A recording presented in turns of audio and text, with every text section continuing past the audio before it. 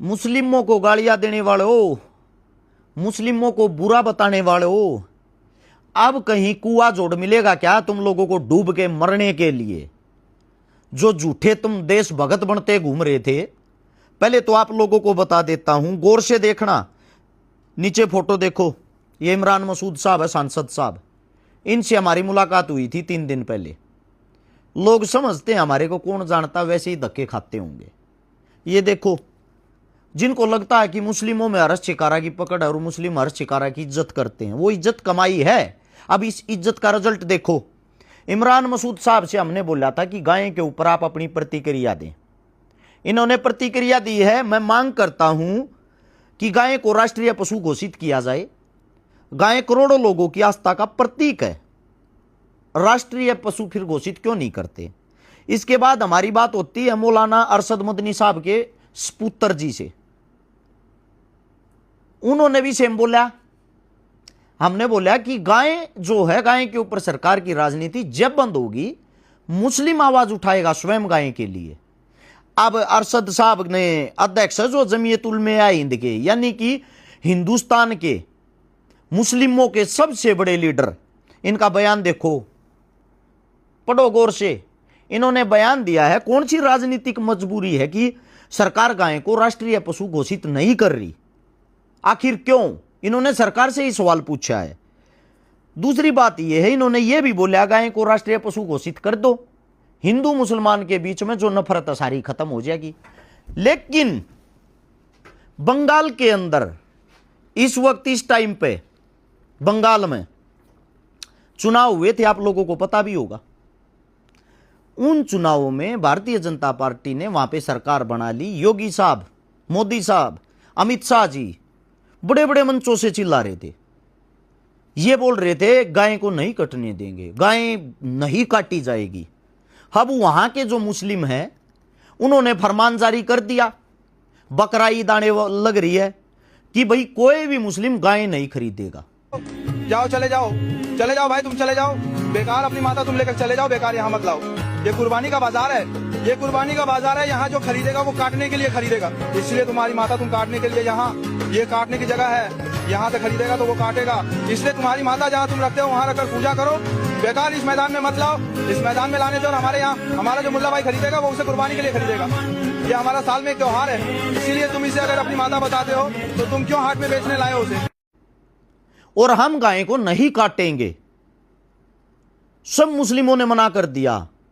वहां के हिंदुओं ने इकट्ठा होकर प्रदर्शन किया है, रोड शो किया है।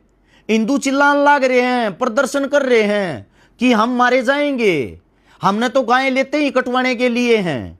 हमने तो लोन उठा रखा है सरकार पे, 5-5 लाख रुपए लोन ले रखा है। हमारा लोन कैसे पूरा होगा? আমার 5 লাখ টাকা লোন নেওয়া, সব মহিলারা এসে আমার বাড়িতে এসে বলছে লোন শোধ করো। আমি কি করে করব? চলো আমার বাড়িতে কি অবস্থা। শুভেন্দু मुस्लिम इन गायों को खरीदेंगे, इन गायों को काटेंगे तभी हमें पैसे मिलेंगे। हिंदू बोल रहे हैं ये बातें। कहां मर गए वो तिलकदारी, कहां मर गए वो ठेकेदार है जो किसी हो मुसलमान नाडा पीठ का एक वीडियो बनाने के चक्कर में आप सोशल मीडिया पर गंद फैला देते हो। हैं, कहां चले गए भाई? अब मुस्लिम गाय बचाने के लिए इकट्ठे हो रहे हैं, ठेकेदार कहां गए वे? एक भी दिखाई नहीं दे रहा ना। इनको गाय से मतलब नहीं है, इनको मतलब है चंदे से। इनको खाना है चंदा। इनको मुस्लिमों को बकनी है गाड़।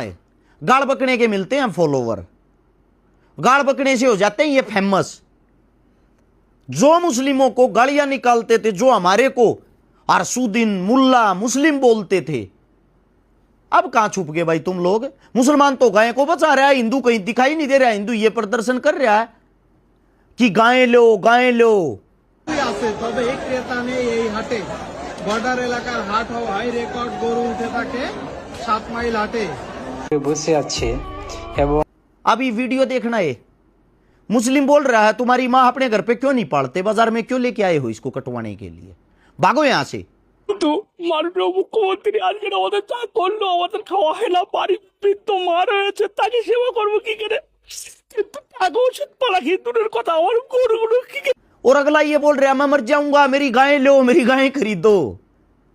इतना ही कहना चाहता हूं, भ्रष्ट जो राजनीति है, जो ये घरा बैठकर गाय को मुद्दा बना रहे हैं, हमारे प्रधानमंत्री साहब कतर के देशों में इसी 2026 की स्टार्टिंग में साइन करके आए थे कि जो बीफ है, गाय का मीट है, वो पहले से 3 गुना ज्यादा आप लोगों को प्रोवाइड करवाया जाएगा हिंदुस्तान की तरफ से।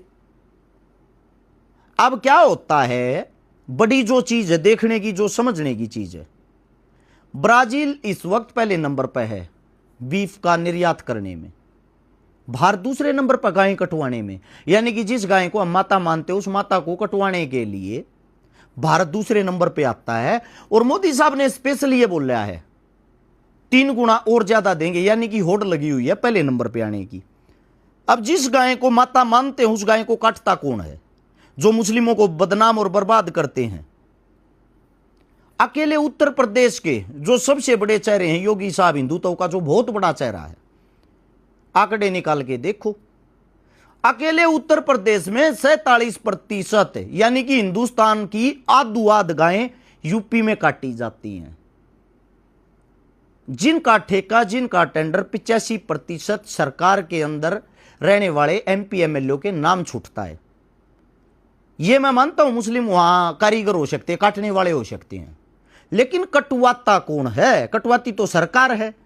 बेचता कौन है? बेचती तो सरकार है। सरकार किनकी है? उसी गौ माता के बच्चों की।